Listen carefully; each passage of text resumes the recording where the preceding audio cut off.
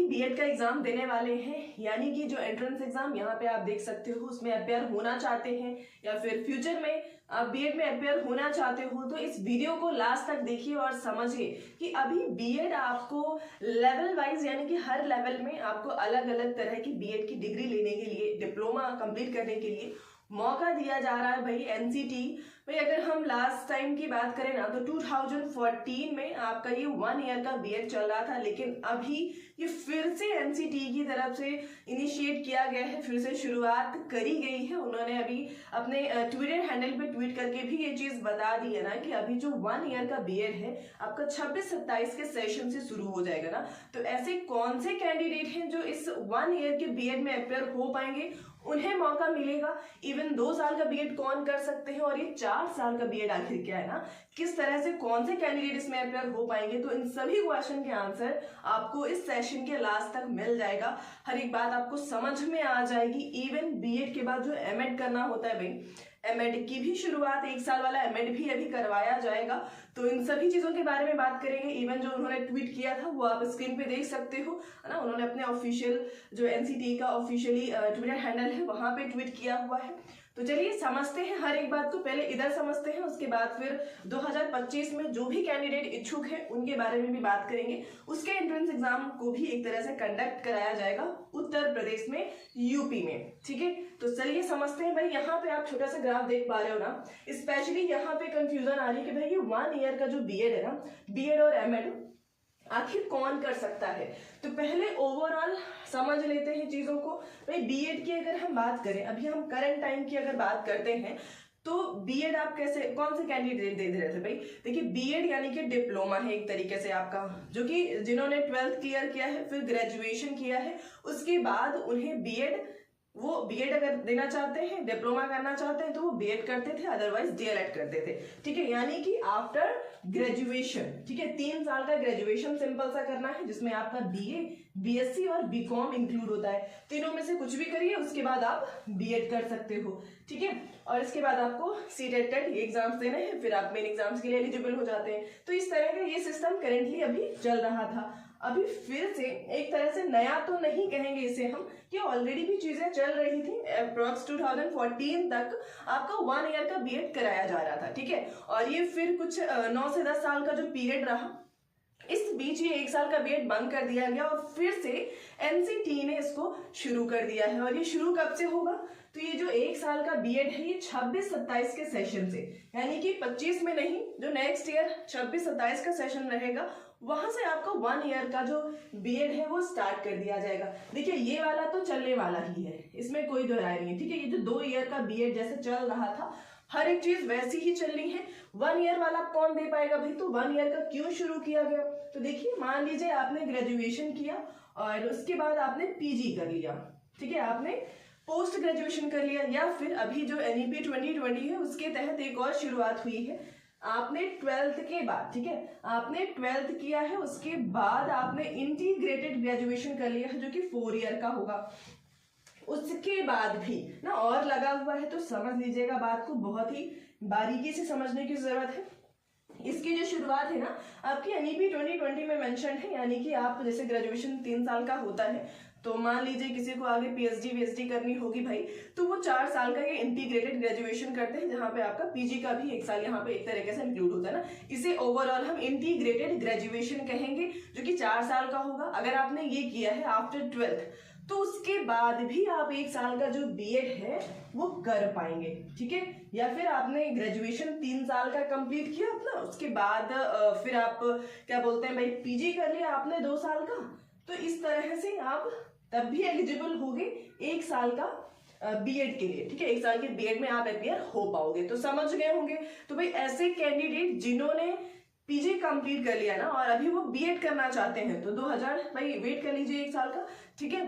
और 2026-27 के सेशन से आप 1 साल वाला बीएड भी दे पाओगे। ये चीज क्लियर हो गया होगा। 2 साल वाला बता ही दिया, ये चल ही रहा था, ये पुराना सिस्टम है भाई, ये आपको पता है। बात करते हैं 4 ईयर की, तो ये 4 ईयर का जो एक तरह से बीएड कराया जाएगा, इसकी बात है, मतलब की चीजें हैं, बट अप्लाई ये 2030 से होने वाला है। अभी फिलहाल इस पे ऐसी कोई चर्चा नहीं हो रही है कि ये शुरू होने वाला है, ठीक है। अब ये कर कौन सकता है? तो भाई अगर 2030 की बात करें हम, तो अगर आपने 12th कर लिया है, ठीक है, अगर आप 12th क्लियर कर चुके हैं तो डायरेक्टली आप 4 साल वाला बीएड कर पाओगे ITEP के तहत, यानी कि इंटीग्रेटेड टीचर एजुकेशन प्रोग्राम है, एक तरह से शुरू किया गया है। जो बच्चे 12वीं कंप्लीट कर लेंगे, पूरा कर लेंगे, उसके बाद आपको डायरेक्टली 4 साल का बीएड करना पड़ेगा ना भाई। वहां पे चीजें आपको 4 साल पढ़नी पड़ेंगी, एक तरह से आपका ग्रेजुएशन बीएड हर एक चीज उसी में इंक्लूड कर दिया जाएगा ना। तो ये एक तरह से अच्छा बुरा आप क्या ही कह सकते हैं ना, बाकी ठीक है, जो होता है अच्छा ही होता है।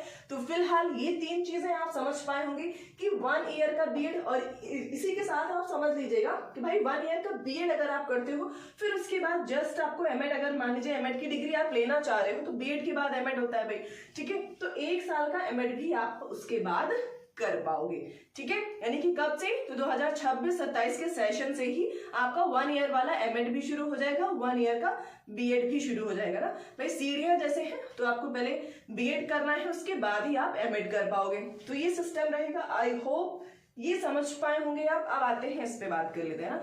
तो जो भी कैंडिडेट 2025 में मान लीजिए कि वो करना चाह रहे हैं बीएड, तो यूपी में यहाँ पे एंट्रेंस एग्जाम कराया जाता है, ओवरऑल हर जगह ही कराया जाता है।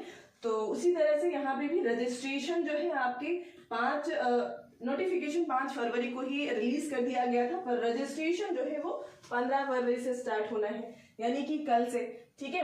कल से आपके रजिस्ट्रेशन शुरू हो जाएंगे। यहाँ पे ये 2 साल वाला ही है ना, बिकॉज अभी 2025 में लागू तो हुआ नहीं है भाई, ये आपको 2026-27 के सेशन से मिलने वाला है ना। और आप ये एलिजिबिलिटी भी फुलफिल करने चाहिए ना। आपका पीजी अगर है, लास्ट सेमेस्टर में है, आप अपियरिंग है, तो आप बिल्कुल अप्लाई कर पाओगे, ठीक है।